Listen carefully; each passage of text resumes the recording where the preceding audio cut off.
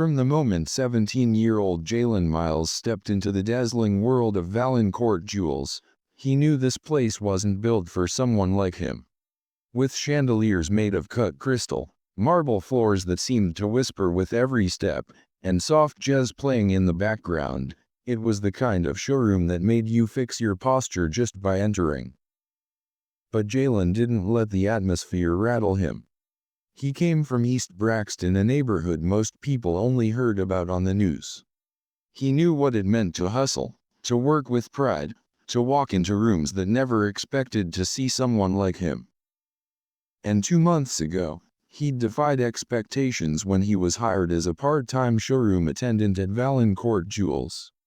It wasn't just any store, it was the city's crown jewel of fine gemstones and luxury pieces, known for its discretion and clientele.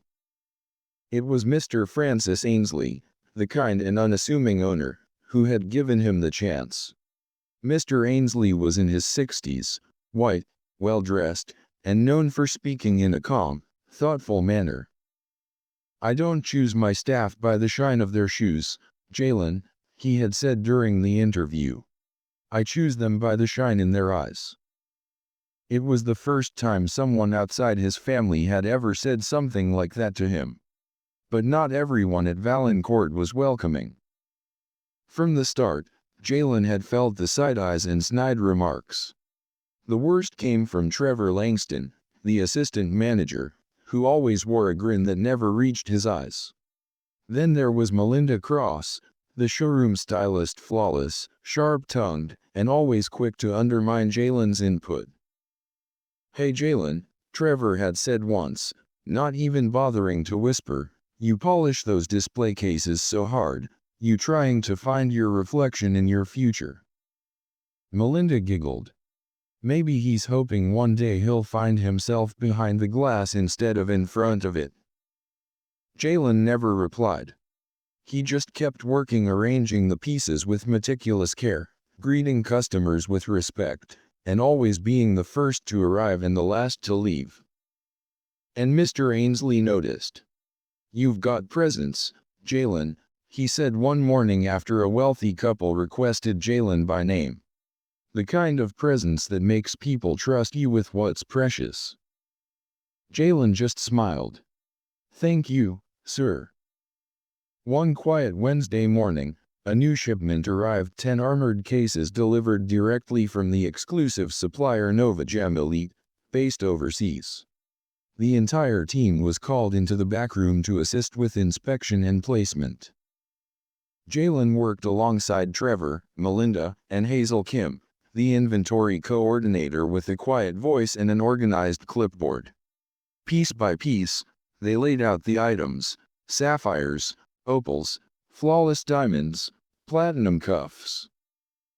Then came the final case containing the Seraphinite diamond, a one-of-a-kind icy blue stone, appraised at nearly $600,000. It was known for its rare, star-shaped inclusion and unblemished clarity. It would be the centerpiece of the month's display. "Careful," Trevor said, smirking. "Don't breathe too close to it, Jalen." Melinda raised an eyebrow. "Yeah, try not to blink too hard." Jalen ignored them. He carefully placed the diamond into the center of the main showcase, cleaned the glass with a microfiber cloth, and triple-checked the lock. Customers flowed in and out all day. Jalen stood by the entrance, greeting everyone with a nod and a professional smile. He guided guests to pieces they requested, offered velvet gloves for trying on rings, and even charmed a tough old woman into buying a ruby pendant. Just before closing, Mr. Ainsley made his usual rounds. "Everything in order?" "Yes, sir," Jalen said, running through the checklist. "Cases locked. Displays secured." But as he passed the center showcase, Jalen froze. The Seraphinite diamond was missing. Mr. Ainsley rushed over. "What happened?" Trevor was next. "No way. It was just there." Melinda checked the lock. Still secured. Not even a smudge. Hazel turned pale. "We had it," I remember logging it in. Mr. Ainsley's face turned grave. Everyone stay here. He triggered the silent alarm. Within 20 minutes, 2 officers from the local precinct arrived, Officer Rylan Briggs and Detective Elena Moore. Calm, methodical, and seasoned. After initial questioning, the detective gathered everyone. No sign of forced entry. No alarms tripped. This theft, if it is one, was internal, she said. Trevor leaned against the wall, arms crossed. Come on. Let's not pretend we don't see what's going on. Everyone turned. What are you implying? Hazel asked, frowning. I'm just saying, Trevor said, nodding toward Jalen, if anyone here has a reason to risk everything for a diamond like that. Melinda added coldly, it's not like we don't know who has the most to gain. Jalen stepped back, stunned. You think I took it? Trevor shrugged. We're just being honest. No.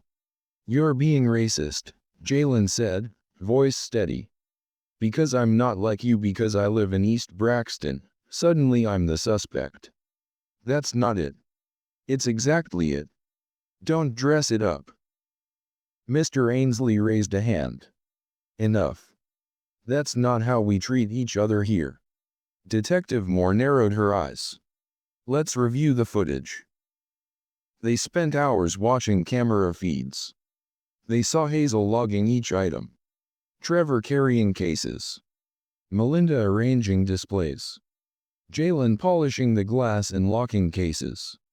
But nothing showed the Seraphinite being taken. No missing footage. No suspicious activity. Just gone. Jalen sat on a bench outside the store past midnight, waiting for the next bus, the air sharp against his skin. His phone buzzed texts from friends, classmates, some curious, others skeptical. By morning, the rumors had spread. At school, whispers followed him. One teacher even pulled him aside to ask, "Are you okay?" At Valancourt, things weren't better. The air was cold. Trevor avoided him entirely. Melinda acted like he wasn't there. Hazel offered an apologetic glance, but didn't speak. Mr. Ainsley called him into his office. I believe in your integrity, Jalen, he said gently. But until this is resolved, people are going to talk. Do you think I did it, sir?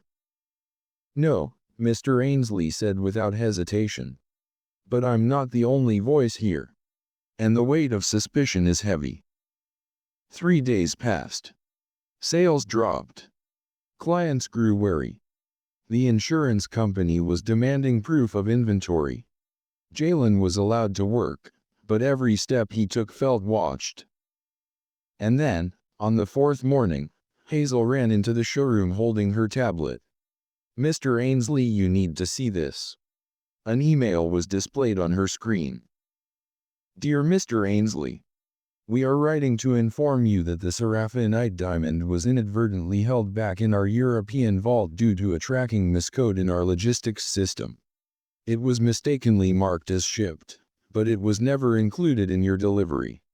We will be sending it via secured diplomatic courier immediately. We sincerely apologize for the confusion. Mr. Ainsley stared at the message. Then he turned, calling the entire staff to the floor. The diamond was never shipped. It was a mistake on Nova Gem's part. Trevor looked like he'd swallowed sand. Melinda blinked, then stepped back quietly. Hazel exhaled, visibly relieved. Mr. Ainsley turned to Jalen. You were telling the truth. I should have stood up more loudly on your behalf. Jalen's voice was tight with emotion. You did more than most would. Trevor muttered, guess we all owe you an apology. No, Jalen said, his voice firm. You owe me respect. That's something you should have given me from day one. That afternoon, Mr. Ainsley called a mandatory meeting. The mood was heavier than usual. I build Valancourt jewels on values, he said. Not just craftsmanship but character. Some of you forgot that. He looked at Trevor and Melinda. When someone accuses a colleague without proof, based on where they're from, what they look like, that's not suspicion. That's bias. And it has no place here. Then he turned to Jalen. I've seen integrity in you every day. I'd like to offer you something permanent. A paid apprenticeship in gemology. If you want it, it's yours. Jalen's jaw dropped. For real? Absolutely. I'd love that, Mr. Ainsley. Later that week, as Jalen helped place the real seraphinite diamond in the showcase, Hazel walked over. I should have spoken up, she said. When they went after you. You didn't accuse me, Jalen replied. But next time. Don't let them speak alone. Hazel nodded. You're right. As Jalen polished the display one last time, his reflection appeared again framed in crystal light, and justice finally served. He had walked into that showroom to learn. Instead, he'd taught everyone what it means to stand tall when others try to tear you down. In a world obsessed with what sparkles on the outside, Jalen Miles had proven where the real brilliance lies.